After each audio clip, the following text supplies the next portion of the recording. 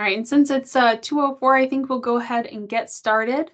My name is Melissa Nolan. I'm the environmental specialist in pollution prevention here at East Carolina University's College of Engineering and Technology and the Center for Sustainable Energy and Environmental Engineering. We are welcoming a pollution prevention webinar series today, and our topic is energy efficiency in a manufacturing enterprise. This is funded in part by the Environmental Protection Agency.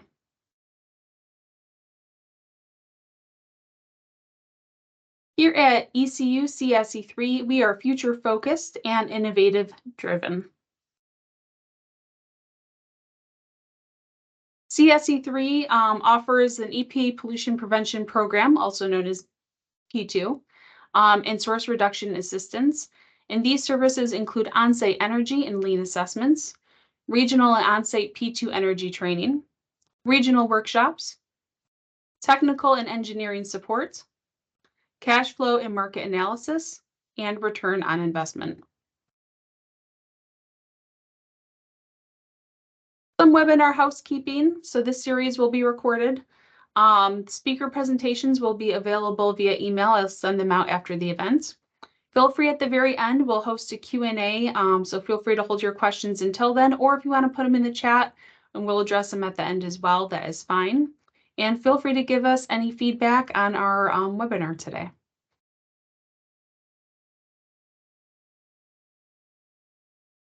Our speaker is Dr. Sanjeev Khanna. He is a professor and director of the Midwest Industrial Assessment Center at University of Missouri.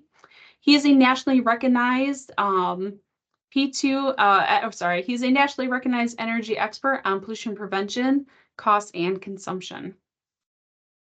And at this time, I will hand this over to Dr. Khanna to take over the screen here and begin the presentation.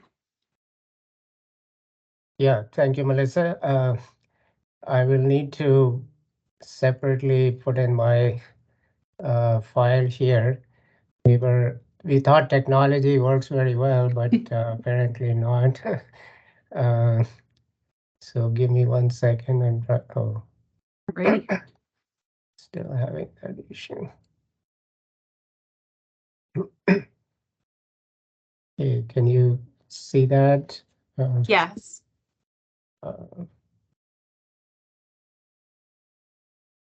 Okay, so what I'm going to talk about is energy efficiency in a manufacturing enterprise. And most of this presentation stems from my role as the director of the Midwest Industrial Assessment Center, which is funded by the DOE and the Department of Energy. And our primary goal here is to provide energy efficiency, productivity, sustainability, and importantly, economically competitive recommendations to small, medium manufacturers in the central Midwest.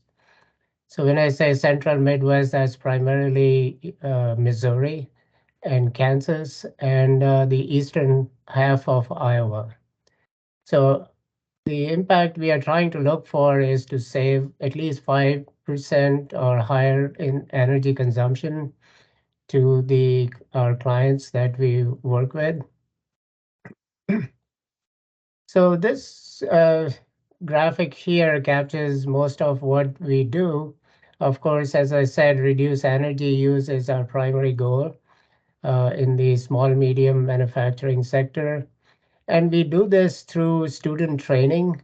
And this training is given in-house most of the time, and then on-site by taking these students to the industrial clients, and they study their process, and also through on the background doing research work and looking at more deeply into the recommendations we make and the analysis we do. Now, this visit that I said to the industry happens in a small team, and that's where this teamwork comes in. And then the secondary output that we are looking for is waste reduction and/or productivity improvements. And also we do a lot of outreach. We try to connect with as many groups as possible just like what we are doing right now. So this was started way back in 1976. So it's been almost just under 50 years now that this effort has been underway. Recently, there was some reorganization at the DOE. So we now currently are under the Office of Manufacturing and Energy Supply Chains, which is under the umbrella of Advanced Manufacturing Office. So this is what the landscape looks like for all these industrial assessment centers across the country. So right in the middle, you see this black and gold MU. That's where we are in Missouri. And we have a satellite center, which is, and that's that little line you see in Kansas, in Wichita, Kansas, at the University of Wichita State University. So now, considering all the centers and what they have been doing to date for the last 45 some years, we have made 21,000 assessments. We have made 156,000 recommendations. And the average of, in terms of dollar savings recommended, is 139,000. So these are the recommended savings, but typical implemented savings are somewhere around 55% of that number. There has been SRI, that's a consulting company, it's a third party which looks at the impact of all this involvement of students, and they have repeatedly found that the IC graduates accumulate significantly more energy efficiency skills with a higher market value compared to control groups. And they had two control groups that they looked at. And so those students who go through this program are certainly much more sought after and have a better career prospect. So just to give you a little snapshot, like in the quarter of July through September 21, these are all the manufacturing sectors that you see in green here that were looked at by our industrial assessment centers. So for example, the top row says plastics and rubber product manufacturing, and in bracket you see 3 to 6. That 3 to 6 is part of the NICS code, and 17 industries were looked at or assessed. So this tells you that we look at almost everything in the manufacturing sector. So as you can see here, there's a wide range of industries we look at. Now, I should also add to this that's not apparent here because that goes under the other sector, is that we look at wastewater treatment plants also. So the model of this industrial assessment center, basically you can divide it into three parts, the activities, outputs, and outcomes. So the first part is basically, the training is a big part of this, and actually performing energy efficiency assessments at the site to gain experience in this field.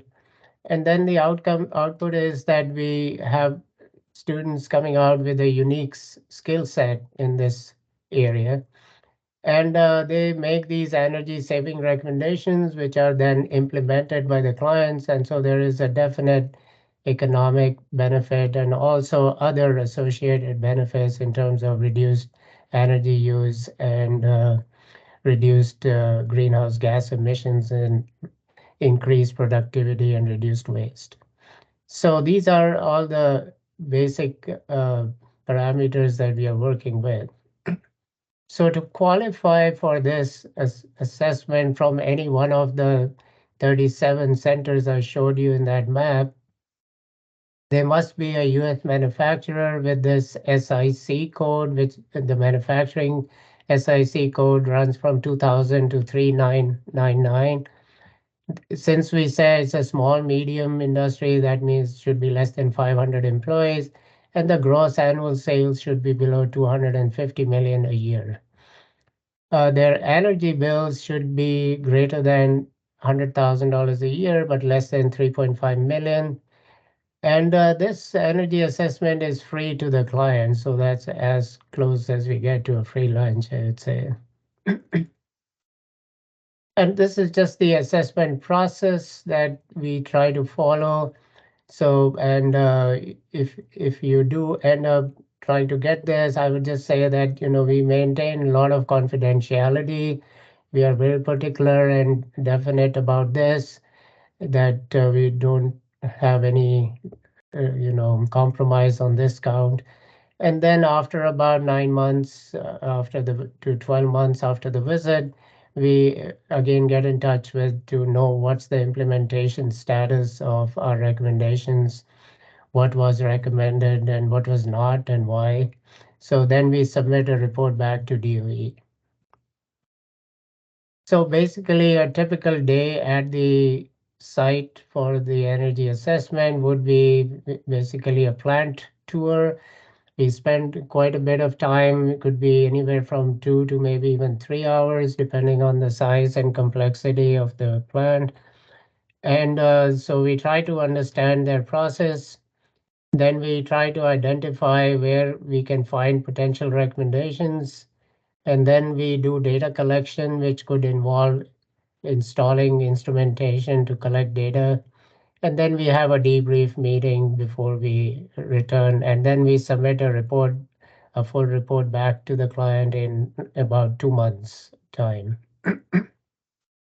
So let me just take a 2 or 3 different systems. So compressed air is very common and this is just a screenshot, and I'm sure many of you are fully aware of how this compressed air system looks like. But what I'm trying to get to is that you can actually go to websites which are open to the public, and there's a URL down here. I'm afraid to click it and go there in case I cannot come back to this presentation, but you can try that. So what you will see in this is that first you will see, like on the top it says reduce pressure of the compressed air. So there were 4,800 times that was recommended. Then further down you'll see eliminate leaks in the compressed air gas lines. So you will see 8,700 recommendations being made. So what this tells you is that these are some, by looking at this, you can get some ideas for your plant. Okay, where should you look for and what should you look for? So going through this database could be helpful to get some ideas and then try to do kind of a energy conservation hunt at your site. So if you go forward, then this is basically, you can go to iac.university. That's the basic website. And you will see this as the first screen there. And then there will be other options that will be available to you. And so the primary thing that you can benefit from is the IAC database, which is a public database. So it tells you that these are 21,000 assessments and recommendations, and you can parse through these in different ways and filter things. And then this database can be searched by, it says assessments, which is industry type, size, energy cost, the year, different products they make, different types of recommendations by SIC code or NICS code. So for example, if your SIC code is, let's say, 3001, then you can just type in 3001 and filter the database, and all the assessments done with of industries with that SIC code will show up on your screen. And then you can try to look through those and get some ideas for your site. Recommendation index is available, and that's the couple of previous slides I showed you. And then the top 10 lists, and that's also what I showed you, the top 10 lists. And you can even download this whole database if you want. So for example, I put in a SIC code of 3353, which is aluminum sheet plate and foil, and I filtered through that, and I found that for the year less than equal to 2022, there were 120 recommendations made on energy management side, and for waste and pollution prevention, there were seven, and productivity improvement, there were seven recommendations made. And the energy savings recommended for the first one, energy management, were about $6.6 million, and the implementation rate was 41.7%. So out of the 120 recommendations made, about 41.7% were implemented. So that's what this will give you. And then you can look a little further down. If you click on that 120, you will see all the recommendations made. This slide, I deliberately put this here that in case you have already conducted an energy assessment through an IAC center or through some other entities that are allowed under this program, that you can get up to $300,000 back from DOE to offset the cost of implementation of some of the recommendations. So what this is doing is the under the Inflation Reduction Act, they have almost $300 million set aside, or maybe slightly more than that. And so you can, if you have an ISS assessment done in the last 5 years or from some other part eligible entities, you can then qualify for 50% of the project cost with a maximum of $300,000 per manufacturer. So that's quite a good incentive to implement some of the high cost recommendations. And by the way, this program is ongoing right now. It's the first phase was rolled out, which is over now. And in the second phase, which they will start reviewing applications for this starting December 31st of this year. So there's still about 3.5 weeks to go before they'll start doing this on a rolling basis after that. So please look at this if you are interested. And then if we go to the process heating side, then also we can look at the top 10 recommendations made. And you will see here then that the repair faulty insulation of boilers, furnaces is the highest ranking recommendation. And then another one is install automatic stack dampers, and then adjust burners for efficient operation. So, or repair furnace doors and oven doors because the seals are not working. And then for productivity improvements, there can be a host of other things which are generally overlooked by the plant because they're so focused on their output and their production and just keep the plant running. So a small thing like pay bills on time to avoid late charges. Yeah. And then some of the tax exemptions that are possible. And then there are all these other things, optimize production lot sizes, minimize scrap. That's another big one. And some simple things like install a compactor to reduce disposal cost. So those are some of the things that one could look at. So in a summary of the Midwest Industrial Assessment Center here that we have had the center for over 15 years. We are now in our fourth 5-year cycle. And so based on the previous 15 years, we have served 317 industries. We we are saving about 156 million kilowatt hours per year, and the demand reduction has been about 276 megawatts, and about 409 billion BTUs of fuel savings. So basically, those are gas with natural gas with some propane and others. The CO2 reduction estimated is about 3/4 million tons per year, and the cumulative economic impact that DOE estimates this has had on Midwest industries over primarily Missouri and Kansas is about $105 million. So it's not insignificant. So our current and future emphasis is that, of course, we are trying to reduce energy consumption, electric demand, reduce waste, and workforce development has been a major part of this. And so up to date, we have graduated about 100 students through our program, and there is DOE has a certain criteria for this what constitutes graduation of a student from the IAC program. So these 100 students have met that criteria, and many of them are now employed in the energy sector and are rising to significant high levels in those industries or the organizations they are working with. So the current additional emphasis is on decarbonization, as you've been hearing a lot. Promote the use of renewable energy, especially solar, and promote energy storage solutions and resiliency, and provide energy assessments to industries in disadvantaged communities. And that's another important thing that we are being more deliberate about now to provide this.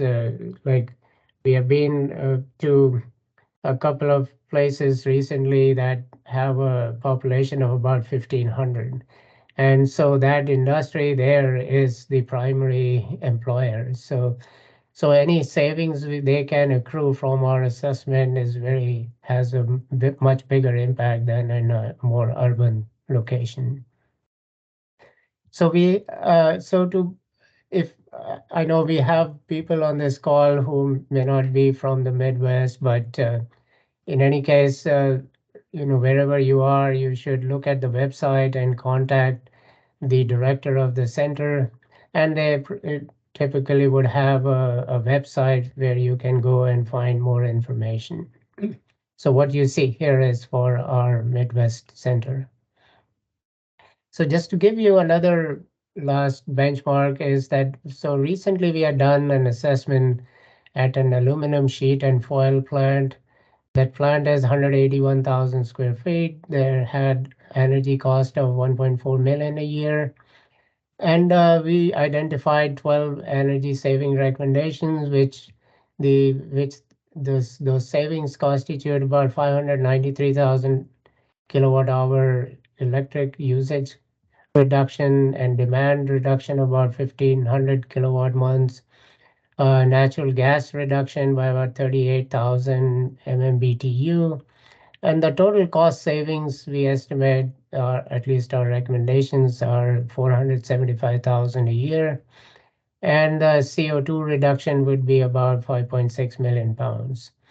So now some of this natural gas reduction is coming through by you know recovering energy from the waste streams. So that was one of the primary things.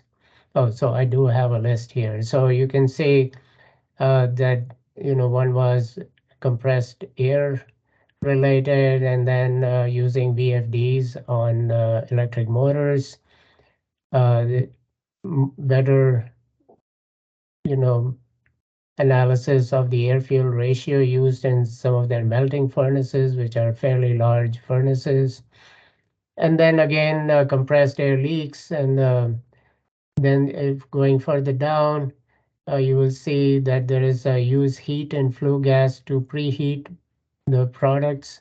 So they have a lot of, because aluminum is melting at around 1100 degrees Fahrenheit, and their exhausts were in somewhere in that range. So all that hot air that's going out can be used, and if you can recover the heat. There is one repair furnace and oven doors. So we estimated that that alone would save them about $50,000 a year. So they have these huge furnaces with almost like 20 plus feet wide, and the seals are not properly working, so there's a lot of leakage there. And then the last one is again related to number 12, again related to energy recovery from the waste streams. So some of the training we provide is there is a semester-long course on energy efficiency. We also provide training on ISO 50001, which is the latest energy management standard.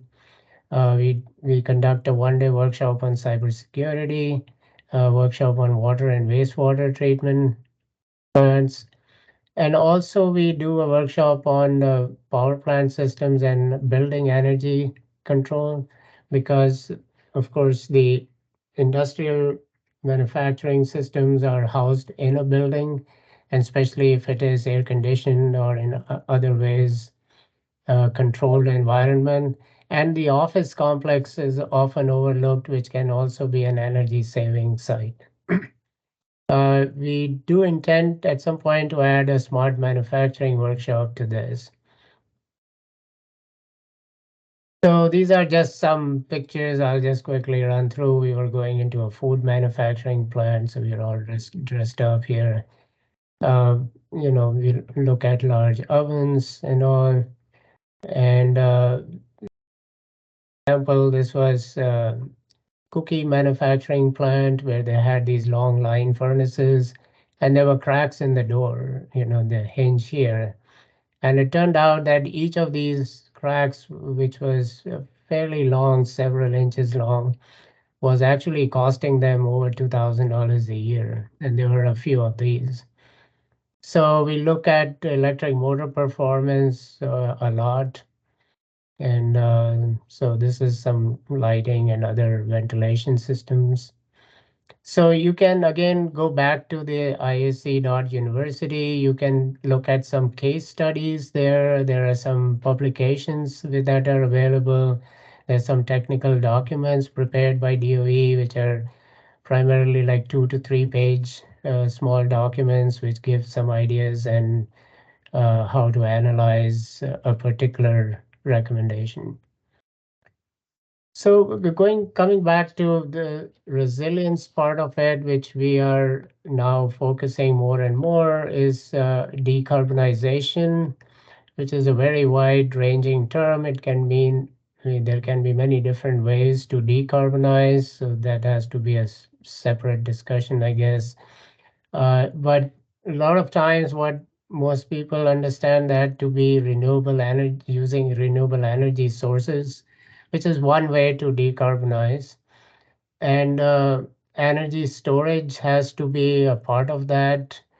And that's where the bottleneck is right now. Installing solar or wind systems is not difficult, and the costs have come down quite a bit.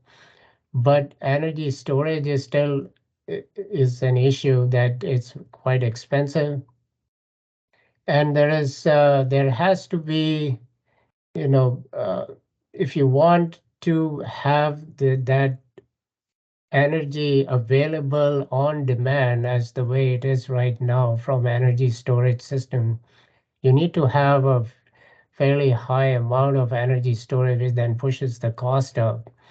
So that's where the problem is. So unless some new technologies come in, or there are some other ways to be able to have a demand reduction and a flexibility and a proper monitoring, and we can move the demand around to match up with the energy storage capacity. Till that time, it's still a moving target, and it's not highly implemented at this point. But and as you know, the other issue is that we are currently primarily focused on lithium ion batteries, which actually self-discharge over a period of time. So you cannot just store it and wait to use it. But it'll keep discharging. So we have to still wait and see if technology and science can provide better answers to that.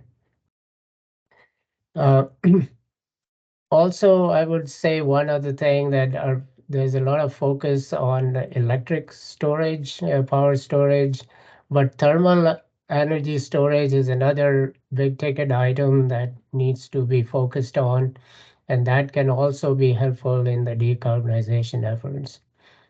The next thing is, yes, what sort of policies and regulations, incentives might develop over the next few years in this playground, and what sort of market forces might develop then at that point in time. And so all of these will decide, what sort of price regulations will happen or what sort of price volatility might evolve based on the types of policies and regulations that might come up, for example, like carbon credits and other things. So the jury is still out on that count at this time. And future technologies on renewables and carbon capture is again a moving target. So we'll have to wait and see on that.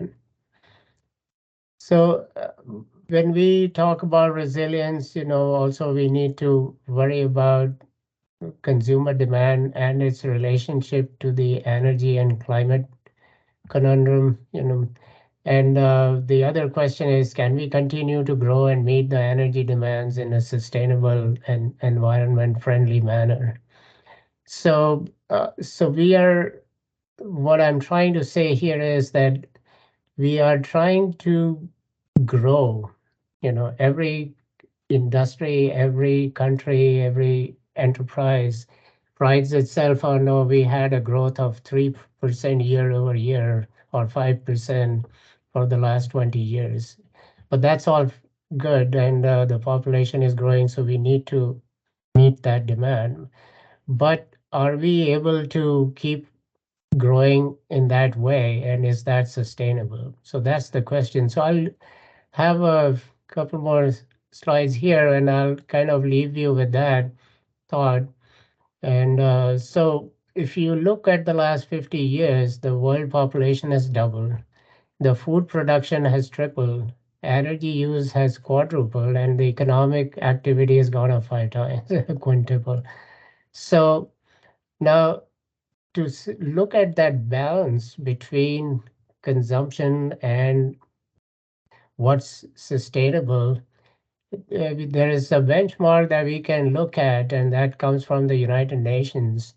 So in 2012, they coined the term green growth and said that the world used 70 billion metric tons of resources. So what that means is that 70 billion metric tons is everything, that the steel and the aluminum and the plastics and the milk we drink and the cheese we buy and all of everything that is produced is going into this 70 billion. But they also figured out, and I'm assuming that there were bright minds who were doing the right thing, that the Earth can support only 50 billion metric tons of resources in a sustainable manner. And we hit this number in 2001. So by 2050, we will be consuming about 180 billion tons. So we are already off almost 3 times from what is a sustainable consumption. So, and so what that is doing is some of the things that you hear, that, okay, the Earth's surface is warming. And okay, we can argue about that it's warming because of consumption, but maybe other natural causes, but nevertheless, it is. Air pollution is causing 2 million premature deaths, with the water scarcity for about 2 billion people out of the 8. There is a distressed aquatic ecosystem, which is mainly the oceans and the rivers, a lot of deforestation, species extinction. So there are all these things that are happening. So what's happening is that we have, you know, when we talk about sustainability and other things, we talk about 3 things mainly: economy, society, and the environment. So the economy should be a subset of the society, and the society and economy a subset of the environment. And no subsystem can expand beyond its capacity of a total system of which it is a part. But what's happening right now is that the economy and the society are trying to expand beyond the boundaries of the environment. So that's where I think the issue is right now. and it's primarily coming from a lot of consumption that we are doing. So this looks like I took this carton out of, from online, and this is what we have. So we have a lot of waste and other issues on the environment. But if we keep going at this rate, this is where we may end up. And so I don't know, that looks a little scary, but hopefully we will not end there. But I'll leave it at that. Okay, thank you.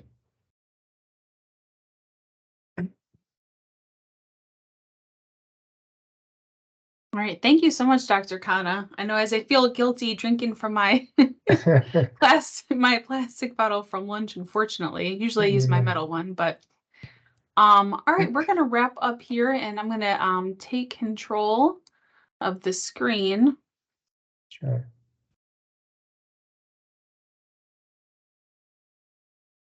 Oops.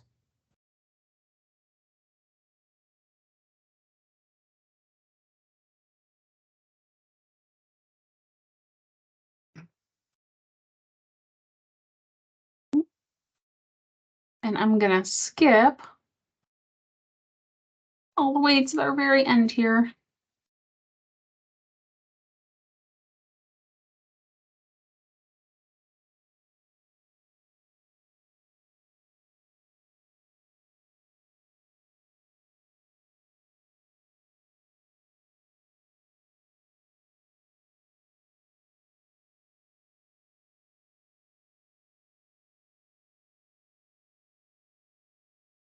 All right, thank you for your patience with that. Um, Thank you very much, Dr. Khanna. I'm going to go through two slides here, just kind of closing for CSE3, and then we're going to go into some questions. If while I'm speaking, you want to put your questions into the chat, I already see we have one. Now would be a great time since we have our expert here. So please feel free to join us for our next webinar event in 2 days. Uh, we have, make sure this pops up correctly here. We have Dr. Valerie Thomas, who's presenting on reducing food waste in the supply chain with a focus on greenhouse gas benefits. You can register by scanning the QR code here on the screen or going to the link provided below. And that is Thursday, December 7th from 2 to 3 p.m. Eastern Standard Time.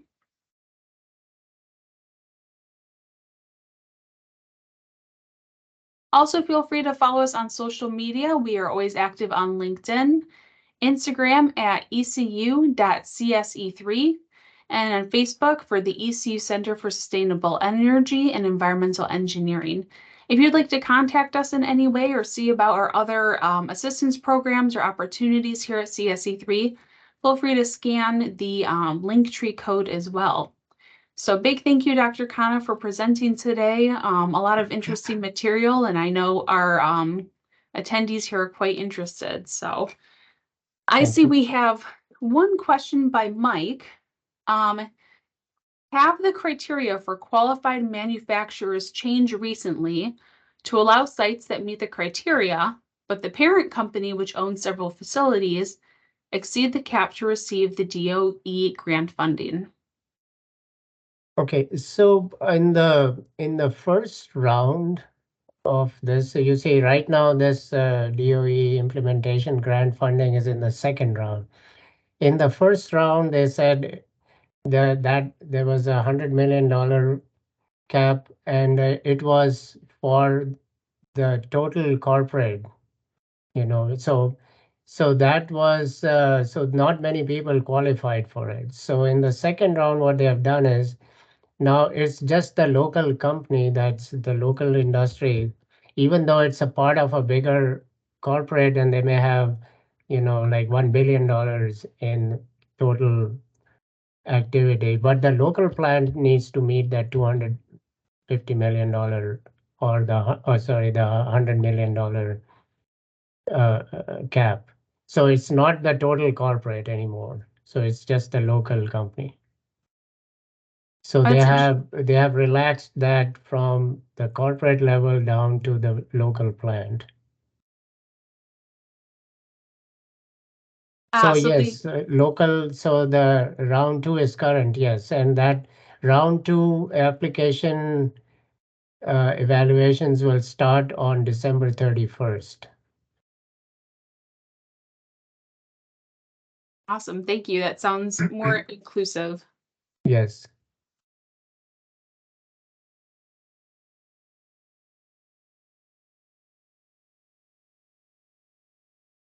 And does anyone else have any questions?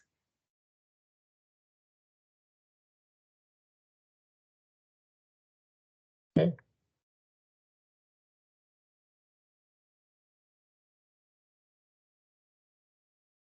Okay, so we can give back a few minutes to people and we can, and if there is any other questions, always you can contact us.